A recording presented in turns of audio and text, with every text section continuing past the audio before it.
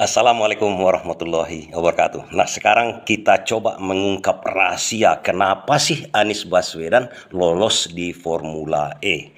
Kasus Formula E, sementara Hasto terjerat sekarang. Sementara Tom Lembong terjerat sekarang. Kasus mereka hampir sama sebenarnya dengan dikasuskannya Anies Baswedan dengan Formula E. Kenapa saya katakan begitu? Contoh dengan Tom Lembong. Tom Lembong itu diperkarakan sekarang, ditersangkakan sekarang karena kebijaksanaannya memberikan izin impor beras pada waktu itu yang dilakukan juga oleh menteri-menteri yang lain. Sementara dia terjerat. Yang lain kan tidak. Nah, Anies Baswedan, kebijaksanaan apa yang tidak dibuatnya pada waktu menjadi gubernur selama 5 tahun. 1 tahun menjadi menteri. Oh, itu kasus Tom Lembong itu tahun 2015. Anies Baswedan 2014 jadi menteri.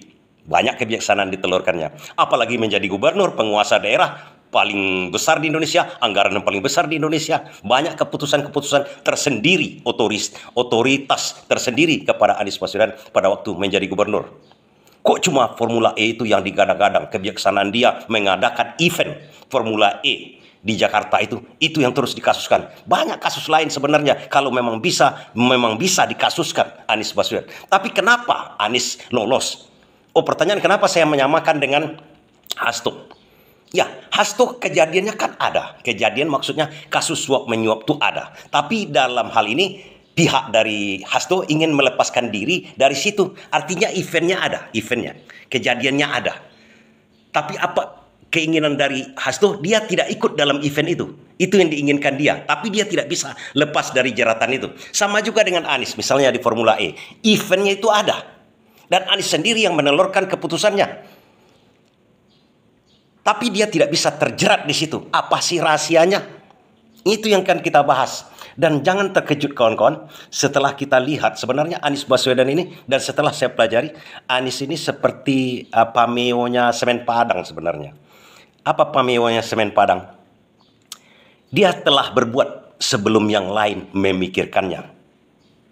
Itu juga yang terjadi sekarang. Dia mendirikan ormas yang sifatnya sosial, bukan politik. Padahal dia adalah makhluk politik.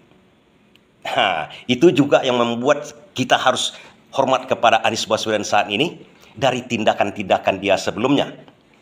Ini berkaitan juga sebenarnya kalau setelah saya simak juga. Anies ini bertindak sesuai dengan Al-Quran. Kenapa begitu? Mau dia sandarkan ke sana atau tidak, saya tidak berkata begitu. Tapi melihat tindakannya selama ini, dia menyandarkan dengan Iqra, bacalah dulu. Jadi baca situasinya dulu. Kemudian dalam Al-Quran banyak surat yang mengatakan, tidakkah kamu pikirkan, tidakkah kamu lihat, banyak ayat-ayat seperti itu. Artinya kita disuruh memikirkan dulu kalau berbuat sesuatu. Anies selalu melaksanakannya dengan sempurna. Membacanya, merencanakannya, kemudian mempelajarinya, baru memutuskan. Itu yang berbeda dengan Tom Lembong. Itu yang berbeda dengan Hasto. Coba kita telusuri bagaimana. Dan ini yang ingin kita lihat di sini.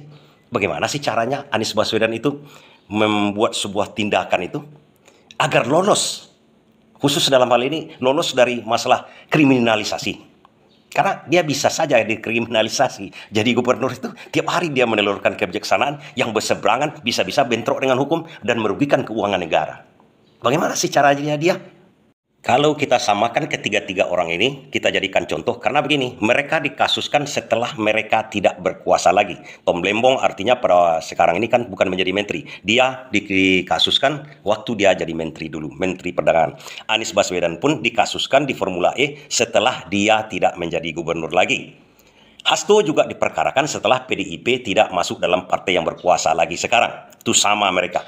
Tapi dua terjerat, satu kok lolos. Satu malahan Anies Baswedan ini proyeknya gila-gilaan. Jakarta International Stadium itu bukan abal-abal itu kawan proyeknya. Itu bisa saja dikasuskan Anies Baswedan. Banyak kebijaksanaan dia di situ.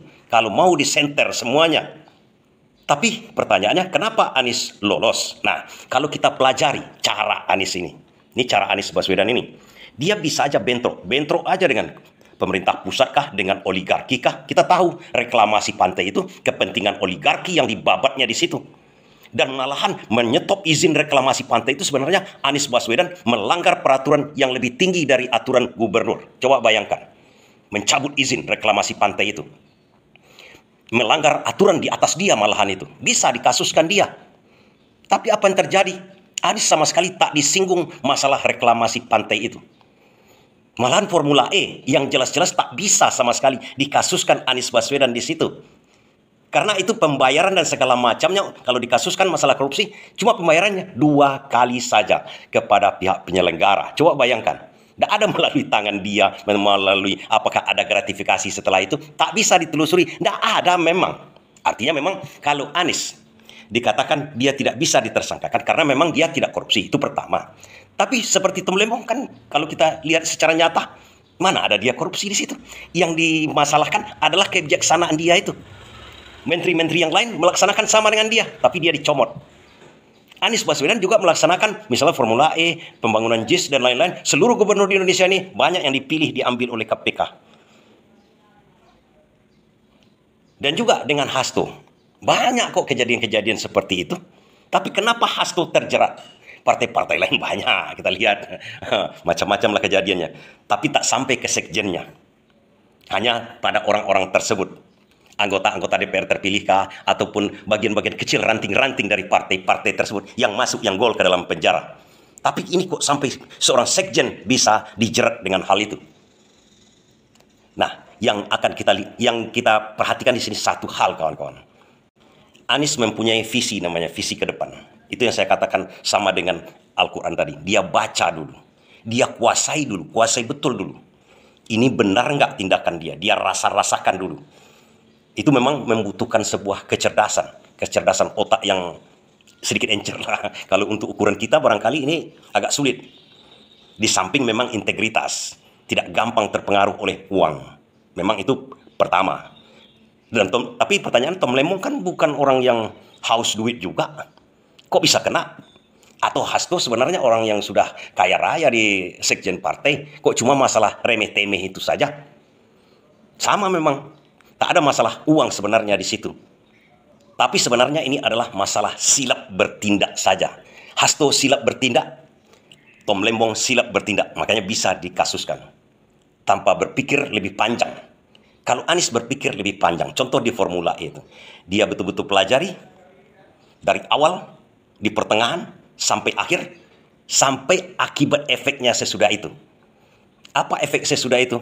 Mengadakan suatu event, mengadakan sebuah turnamen oleh Pemda, oleh pemerintah, tujuannya ujung-ujungnya harus ada keuntungan negara. Supaya dia tidak kena jerat oleh kasus merugikan keuangan negara. Dan Formula E itu walaupun dikasuskan Anies Baswedan, walaupun ada perbuatan mungkin yang negatif di situ, tapi itu jelas-jelas menguntungkan ke negara. Menguntungkan. Jadi sebuah event menguntungkan kepada negara. Modal negara cuma 10 miliar, dapat untung 20 miliar. Artinya ini sudah dipikirkan betul-betul oleh Anies Baswedan, antisipasinya. Walaupun dia terjerat nanti, di mana kerugian negaranya? Udah pasti ditanya oleh hakim, ataupun jaksa, ataupun di persidangan. Nyata-nyata bukan kerugian negara, keuntungan negara. Kan lucu itu. Atau pertanyaan masalah reklamasi pantai. Bukankah jelas-jelas Anies Baswedan mendompleng atau menabrak peraturan di atasnya? Tidak, Anies Baswedan pelajari peraturan di atas dia itu salah dari peraturan yang lebih tinggi lagi dari konstitusi kita. Makanya Anies berani bertindak, melanggar peraturan pusat, tapi peraturan pusat itu sendiri melanggar konstitusi. Itu dipelajarinya dulu, dibacanya dulu semuanya, dipahaminya. Kemudian tidakkah kamu berpikir, tidakkah kamu melihat hal ini yang dalam ayat Al-Quran? Dia lihat dulu, dia perhatikan dulu, dan kemudian lihat apa akibatnya. Makanya Anies Baswedan tak pernah bisa dijerat. Tapi itu memang memerlukan daya pikir yang sangat kuat. Tidak asal tabrak juga. Begitu juga mungkin dengan hal dia mendirikan organisasi sosial.